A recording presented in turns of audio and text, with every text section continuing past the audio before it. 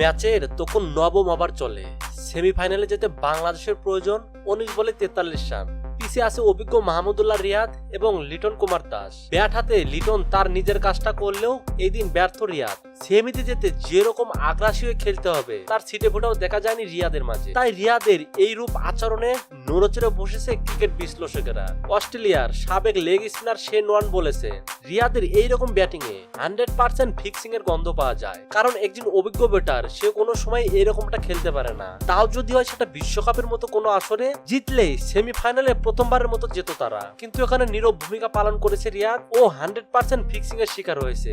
আমি ব্যক্তিগতভাবে আইসিসির কাছে এর সুষ্ঠু পর্যবেক্ষণের জন্য আবেদন করব, কারণ কোন দেশের সম্মান নিয়ে খেলার অধিকার কারণেই। শুধু তাই নয়, এছাড়া ভারতের কিংবদন্তি প্লেয়ার মহেন্দ্র সিং ধোনি বলেছেন, এটা কি রিয়াদ? আমার তো বিশ্বাসই হচ্ছে না এই রকমের সিচুয়েশনে রিয়াদ এরকমটা খেলতে পারে। এটা রিয়াদের ব্যাটিং না, তার ব্যাটিং এর ভিতরে কেমন যেন একটা সন্দেহ লক্ষ্য করা গিয়েছে খেলার সময়। আমি বিষয়টি খুলে বলতে চাই না, তবে বাংলাদেশ ক্রিকেট বোর্ডকে বিষয়টা খতিয়ে দেখে এর কঠিন বিচার করা উচিত।